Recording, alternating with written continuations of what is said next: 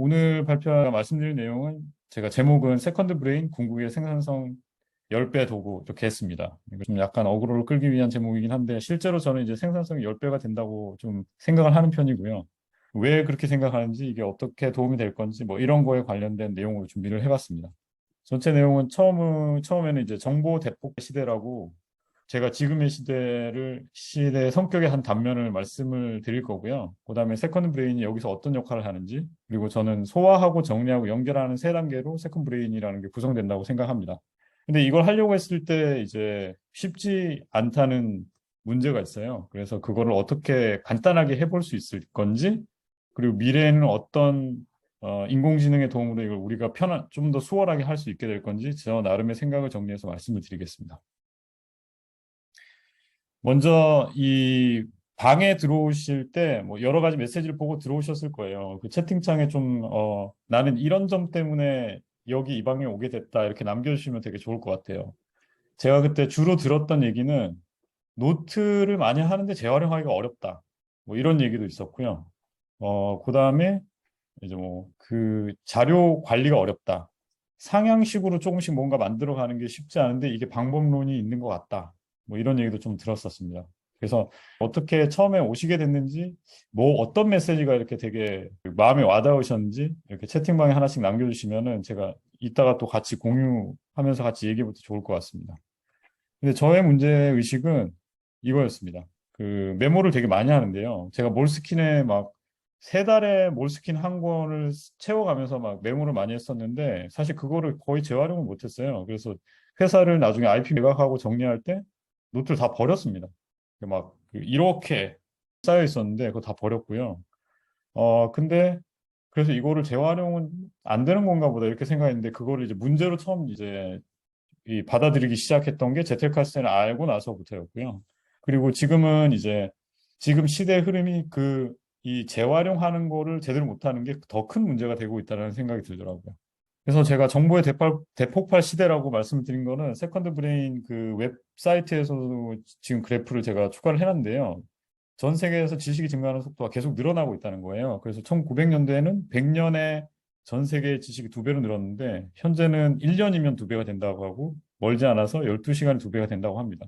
근데 주로 이렇게 되는 근거 중에 하나가 뭐냐면 다양한 IT 디바이스들이 수집할 수 있는 데이터가 되게 많아지면서 우리가 이전에는 그냥 감으로만 알고 그럴 수도 있겠다라고 생각한 것들이 데이터로서 정리되면서 새로운 지식들이 더 많이 나온다고 하네요. 그래가지고 이제 더 많은 지식들이 계속 쏟아지는 이 세상에 우리는 살고 있는 거고 그로 인해서 깨어있는 시간의 대부분을 정보를 소비하면서 보내게 됩니다. 그래서 1900년도에는 한 10%, 그러니까 2020년도에는 지금 70%의 시간을 정보와 접하면서 이렇게 시간을 보내게 되고 있죠. 그 결과로 가장 크게 변한 거는 직업의 성격의 변화입니다. 인지 능력을 사용하고 루틴화되지 않은 매뉴얼 작업이 아닌 그런 업무를 처리하는 사람들을 지식 근로자라고 하면 그런 사람들의 비율이 빠르게 늘고 있습니다. 반대로 이제 매뉴얼한 일을 하고 어, 인지 능력을 사용하지 않아도 되는 일을 한다고 하면 그 사람들의 직업이 되게 위험한 상태가 되는 거죠. 뭐 어렵게 얘기했지만 간단히 말씀드리면 아버지 때는 배운 한 번 기술 배워서 잘 활용할 수 있는데 현재는 새롭게 배우지 않으면은 경쟁하기 어렵죠. 그리고 이게 첨단 산업에 가까울수록 또 그렇게 되고요. 근데 10년 뒤에는 새롭게 배우고 활용하는 것 말고 대부분의 업무는 로봇과 AI가 저는 담당할 거라고 생각을 합니다. 그 시대가 되게 빨리 올 거라고 생각하고요. 그럴 때 쏟아지는 정보를 잘 처리해서 지식으로 만든 뒤에 재활용하는 것이 정말 중요한 일이 되고 그것 외의 일들은 되게 무의미해지고 있다. 그런 이제 특이점을 지나가고 있다라고 생각을 하거든요. 그리고 이런 지식을 잘 만들어가고 처리해서 만들고 활용하는 걸 잘하는 게 세컨드 브레인이라고 생각합니다. 근데 이거는 제가 그냥 정해야 하는 거고, 사실 이제 여러분들은 다른 방식으로 생각하실 수도 있어요. 근데 다 비슷한 개념을 얘기하지만 다른 용어를 쓰고 있기 때문에 그냥 세컨드 브레인이라고 했고요. 개인 지식 관리, 뭐 퍼스널 날리지 매니지먼트, 그냥 뭐 퍼스널 떼버리고 날리지 매니지먼트 이것도 괜찮고요. 그다음에 또 뭐가 있죠? 그냥 뭐 생각을 돕는 도구들을 하는 뭐 그 지식 관리. 그래서 해외에서는 그런 소프트웨어들을 통칭해서 뭐 tools for 뭐 이렇게 해가지고 TFT라고 표현도 많이 하더라고요.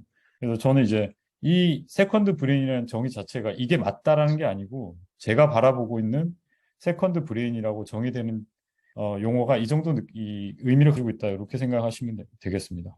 그래서 제가 생각하는 세컨드 브레인은 정보를 잘 소화하고 정리하고 그거를 잘 연결을 해가지고 활용해서 남들이 생각하지 못했던 10배 더 효과적인 아이디어를 만들어내는 방법이라고 생각을 하거든요. 그래서 이미 여러분들 다 하고 있습니다. 우리가 이 세컨드 브레인이나 제텔카스텐, PKM 알기 전부터 많이 하고 있던 것들이에요. 하지만 대부분 머리를 그냥 쓴 거죠. 여기 보시면은 뭐 페이스북이나 영상이나 그냥 뉴스, 친구들과 대화, 책 읽기 이런 거 통해 가지고 우리가 어떤 정보를 접하게 되고 그 정보를 우리가 우리의 체험한 것들에서 어떤 패턴을 발견하면서 지식이 만들어지고 그거를 머릿속에 정리가 되는 거죠. 우리는 이제 어떤 패턴을 보고 계속 이렇게 기억을 하고 그거를 다음에 어떤 현상을 볼 때 그 렌즈를 사용해서 더 쉽게 인지하려고 하는 경향이 있으니까요. 그래서 그 지식을 정리하고 난 다음에 우연찮게 샤워를 하다가 내가 너무 고민하고 있는 것들과 이전에 내가 배웠던 것들, 알게 된 것들이 이상한 맥락에서 연결이 되면서 새로운 아이디어가 튀어나오기도 하고요. 친구들과 대화하다가 나와는 다른 관점을 가진 사람들의 얘기를 들으면서 새로운 아이디어가 나오기도 합니다. 이런 것들은 그냥 없는 데서 뚝 나오는 게 아니고 이전에 가지고 있던 지식들이 연결되면서 나온다고 생각하고요. 이거를 우리는 되게 우연의 의지를 많이 했던 것 같아요. 그래서 세컨드 브레인이 결국엔 정보를 소비해서 지식을 만들고 지식 만든 거를 정리하고 그걸 어떻게 인위적으로 연결을 해가면서 놀라운 아이디어를 만들어 갔지. 그래서 다른 사람들과는 조금 관점이 다르고 생각지 못했던 그런 지식을 가지고 있는 게 생산성에 있어서 되게 큰 역할을 할 거라고 생각을 하고요. 이걸 통칭해서 이런 지식 관리 체계를 통칭해가지고 세컨드 브레인이라고 저는 생각을 하고 있습니다. 성공 사례는 제텔 카스텐이고요. 뭐 여기 있는 분들 많이 아시겠지만 니클라스 루만 교수가 이런 서랍장을 이용을 해서 A6 크기의 노트를 정리한 게 제텔 카스텐이었고 참고로 말씀드리면 독일에서의 이런 서랍장에다가 노트를 이런 조그만 인덱스 카드 비슷한 거에 하던 거는 전혀 새로운 일은 아니라고 합니다. 그래서 많은 사람들이 이미 이런 식으로 쓰고 얘를 제텔카스텐, 어로는 이제 노트박스니까 제텔카스텐이라고 불렀겠죠. 근데 니클라스 루만 교수의 방식이 이제 주목을 받는 거는 그가 낸 놀라운 아웃풋 때문에 많은 출판물을 내고 많이 낸 것뿐만 아니고 사회학 분야에서 자기 이제 전공 분야에서 이제 최고의 석학 중 한 명으로 인지되고 있기 때문에 사실상 니클라스 루만 교수의 이런 방법론 때문에 지식 관리라고 하는 약간 니치한 이 분야가 사람들의 관심을 받고 생산성에 관심 있는 사람들이 많이 들여다보기 시작한 것 같아요. 그리고 이 모든 걸 하루에 6장의 메모로 성과를 이뤄냈습니다. 그래서 각 단계를 제가 지금부터 말씀드릴 건데요. 소비하고 정리하고 연결하는 이 생일 단계에서 각각이 가지고 있는 현재 여러분들이 대부분 하고 있는 방법하고 어떻게 해결할 건지에 대한 말씀을 드리겠습니다. 지금은 사실 우리가 정보를 소비하는 데 있어서 어떤 되게 큰 그 선별을 하는 노력을 하지 않고 우리가 어떻게 접하게 되는 애들을 주로 그냥 소비하게 되는 그런 좀 어떻게 보면 수동적인 방식으로 정보를 소비하게 되는데요. 이게 플랫폼에 의해서 자극적인 콘텐츠가 되게 많이 나오고 하기 때문에 지식 관리 측면, 지식의 그 축적을 해나가는 측면에서는 되게 좀 쓸데없는 소비하는 시간을 많이 보내고 있는 거죠. 그래서 티아고 프로테는 이게 이제 마치 우리가 건강을 위해서 식단을 하고 다이어트를 하는 것처럼 인포메이션도 다이어트를 해야 된다 뭐 이런 얘기도 했었고요. 제공하는 거는 그 해결할 수 있는 방안은 제가 볼 때는 한 세 개 정도인데요. 하나가 이제 인박스를 관리하는 겁니다. 그냥 읽지 말고 읽어야 될 게 있다. 그러면 걔를 저장해 놓고 선택적으로 이제 소비하는 거. 그리고 두 번째는 정말 이게 내가 필요한 게 아니면 소비하지 않는 거예요. 근데 워낙 많은 것들이 이렇게 쏟아지고 있기 때문에 이 사실 간단한 기준 하나만으로도 우리한테 정말 필요한 거 아니면 지금 당장에 꼭 배워야 되는 거 그것만 소비할 수 있고 나머지는 과감히 이렇게 버릴 수 있는 해결 방안이 됩니다. 세 번째는 이제 루만 교수 방식인데 그분이 했던 방식은 주제별 통합 독서라고 하는 걸 했습니다. 신토피칼 리딩이라고 하던데요. 이게 뭐냐면 내가 알고 싶은 주제가 있을 때 그 주제에 관련되는 여러 가지 책들을 펼쳐다 놓고 거기 안에서 내가 필요한 부분만 이렇게 발췌해서 읽는 거예요. 그래서 정보가 있으면은 정보나 지식이 쌓여 있는 뭐 책이나 아티클이나 이런 게 있으면 그거를 다 처음부터 끝까지 소비하는 게 아니고 내가 필요한 부분만 딱 이제 발췌해서 읽는 거죠. 그래서 조금 더 정말 필요한 것만 추스려내는 그런 방식의 독서 방안이 되겠습니다. 그래서 저는 이 정보 소비하는 데 있어서 티아고 프로트의 역할이 좀 컸다고 생각을 합니다. 그 GTD라고 불리는 이제 프로덕티비티 방법론이 있어요. 태스크를 인박스에다 내가 할 일이 생기면 인박스에다 넣어놓고 시간이 될 때 이제 그 인박스에서 일을 꺼내서 이렇게 하게 하는 이 GTD라고 하는 방법론은 지식을 소비하는 정보를 소비하는 방식을 그대로 이제 가져왔고 그래서 내가 그냥 읽는 게 아니고 포켓이나 인스타페이퍼 같은 앱 그러니까 인박스에다가 내가 읽어야 될 걸 일단 넣어놓고 한 번 더 생각해서 이게 정말 나한테 필요한 건지 생각한 다음에 정보의 소비는 그런 방식으로 좀 더 선별적으로 하는 그게 우리한테 지금 필요한 부분인 것 같습니다. 두 번째는 지식의 정리인데요. 우리가 그렇게 소비해서 얻은 정보를 소비해서 얻은 지식들을 어떻게 하느냐, 어떻게 관리를 할 거냐 하는 거고요. 그래서 저는 이제 리차드 파이만 이 말을 되게 좋아합니다. 이게 뭐냐면은 노트가 내가 생각한 프로세스, 어떤 생각을 하던 그 과정에 대한 결과물이 아니고 생각하는 과정 그 자체다라고 하는 거예요. 그러니까 지식을 정리하려고 하면 글을 쓰는 것밖에 없는 것 같습니다. 글을 쓴다고 하는 거는 뭐 대단히 이제 블로그 같은 아티클을 딱 써야 된다 이런 건 아니지만 적어도 내가 이해하고 있다고 생각하는 거를 글로 표현하는 걸 해봐야 실질적으로 이해를 할 수 있다라는 거죠. 그래서 현재 문제는 사람들이 이제 노트하는 거에 있어서 되게 잘 안 하게 되고요. 하시더라도 여기저기에 노트를 합니다. 애플 갤럭시 노트와 같은 기본 앱에다 되게 많이 하시고 카카오톡 나에게 보내기로 그냥 던져놓기도 하고 이메일이나 노션 같은 데다 써놓기도 합니다. 그래서 이제 그 지식을 정리하는 데 있어가지고 그런 노트를 하려고 했을 때 어떤 약간의 그 장벽이 되는 그런 점들을 많이 허물고 빠르게 노트를 정리할 수 있고 정리하는 것과 노트를 쓸 수 있고 쓰는 것과 동시에 거의 정리를 같이 할 수 있어서 아주 수월하게 이 노트를 할 수 있는 것들이 이제 요즘 나오고 있는 네트워크 노트 앱이라고 생각하고요. 그 얘가 뭐 롬 리서치, 옵시디안, 로고시크, 헵타베이스 뭐 이런 것들이 있는 것 같습니다. 저는 사실 롬 리서치라는 앱보다는 옵시디언을 먼저 사용을 하다가 롬 리서치로 갔다가 다시 지금은 옵시디언을 쓰고 있는데요. 롬 리서치가 사실 UX적인 측면에서는 되게 혁신적인 제품이라고 생각을 합니다. 옵시디언은 무료이기 때문에 사람들이 많다고 저는 좀 생각하는 편이거든요.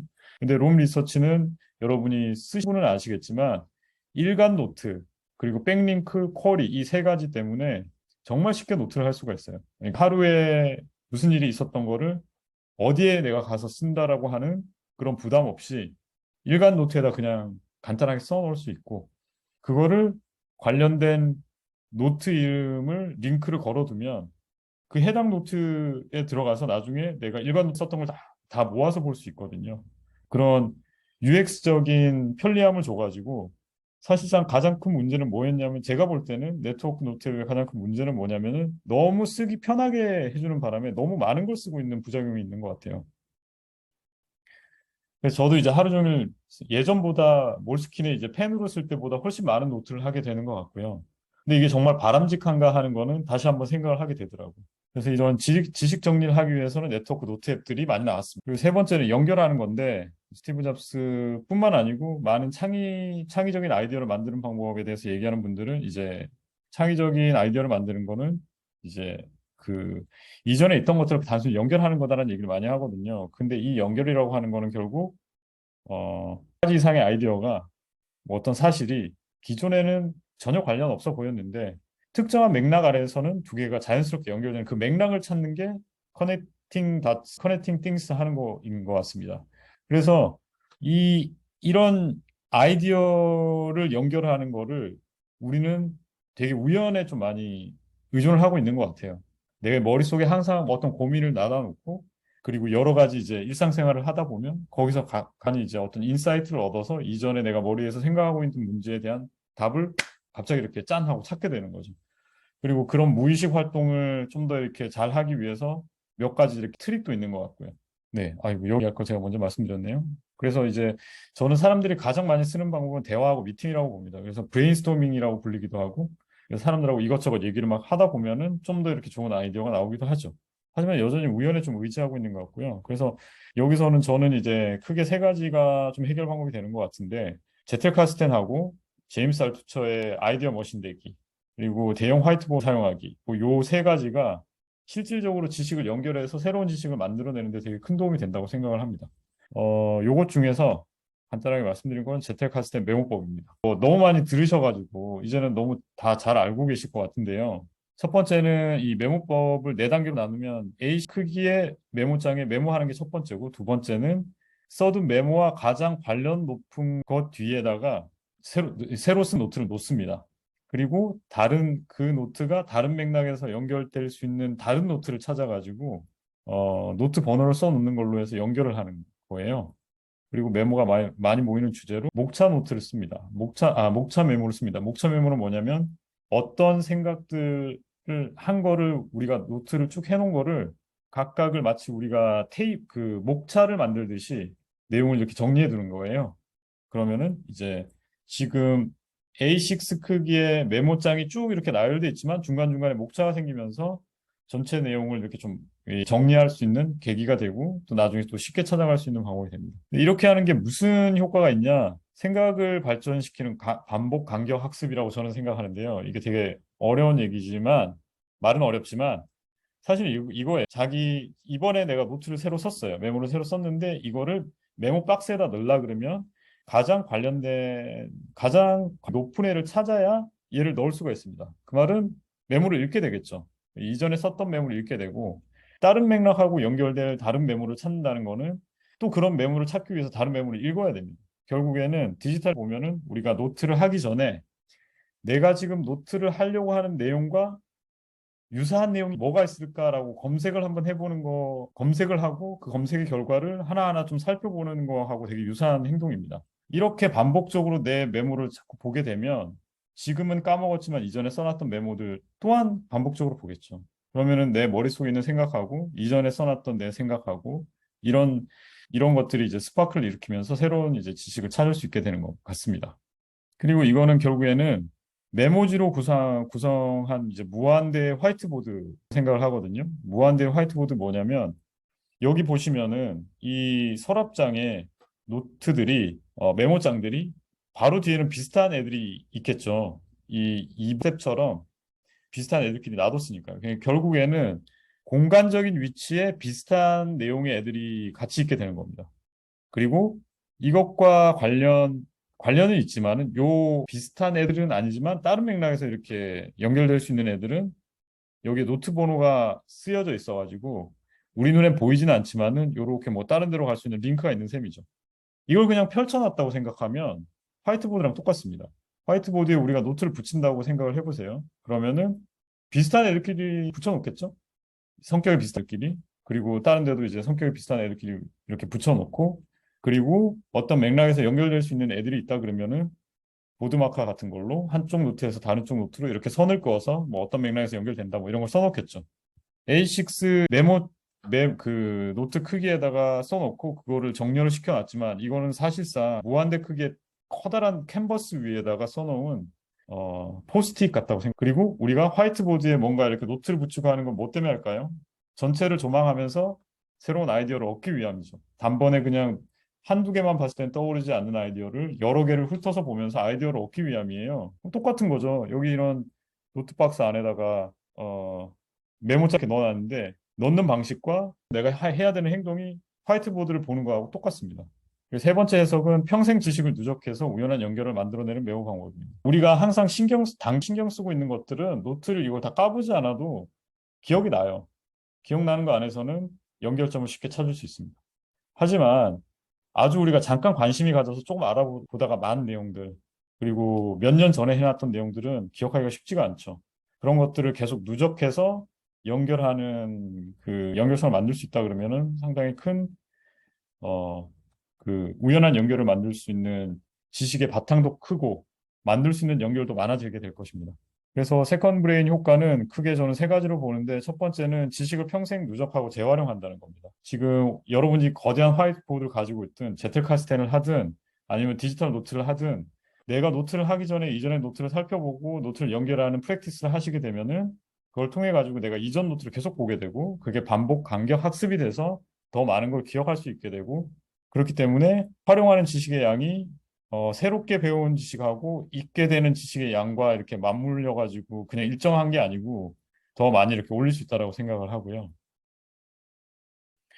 세컨드 브레인은 우리가 잠깐 관심이 있었지만 크게 디벨롭을 하지 않았던 아이디어들도 활용할 수 있게 해주기 때문에 여러 분야에서 내가 전문성을 조금씩 조금씩 쌓아가는데 대단히 크게 도움이 된다고 생각합니다. 니클라스 루만 교수도 본인의 그 연구 주제가 사회학이었는데 사회학에서 다양한 분야를 다뤘기 때문에 그 복잡한 이론을 만들 수 있었고 그럼 복잡하고도 여러 개념을 다루고 있는 이념 그 이론 때문에 석학으로 인정받을 수 있었습니다. 우리가 만일 단 하나의 일만 하고 그걸 아주 고도의 그 깊이를 이렇게 쌓아가는 것만 한다고 하면은 조금 덜 효과적일 수도 있겠죠. 근데 그 안에서도 저는 이렇게 여러 가지 방향을 이렇게 만들어가는 데 좀 도움이 될 거라고 생각은 하는데요. 아무튼 여러 분야에서 지식을 쌓아 올라가기에는 이런 세컨드 브레인만한 방법이 없는 것 같습니다. 그리고 보통 이런 것들은 한 분야에서 압도적으로 다른 사람보다 잘하기보다 여러 분야에서 조금씩 잘해서 내가 나만의 니치를 가지고 있는 전문가가 되는 그런 방식으로 만들어 가는데도 큰 도움이 될 거라고 생각합니다. 세 번째는 누적된 지식을 복리로 불려서 재활용할 수 있다는 건데요. 이게 뭐냐면 평생 지식을 누적을 했다 그러면 그게 왜 효과가 있냐면 그거는 연결될 수 있는 그 뉴라고 보면 되고요. 우리 머릿속에도 한 개의 뉴런은 다른 뉴런과 연결되어 있는 게 100만, 수백만이라고 제가 하게 지금 숫자는 기억이 안 나는데 어마무지하게 많은 이제 연결되어 있다고 하거든요. 우리가 적는 노트의 수는 선형적으로 그냥 쭉 증가하겠지만 그 노트를 다시 보고 내 머릿속에 있는 생각과 비교해 가고 하는 그 과정을 통해 가지고 사실 노트 간의 연결은 더 많이 만들 수가 있고요. 그 노트 간의 연결이 사실은 새로운 지식이기 때문에 복리를 받을 수 있다고 생각을 합니다.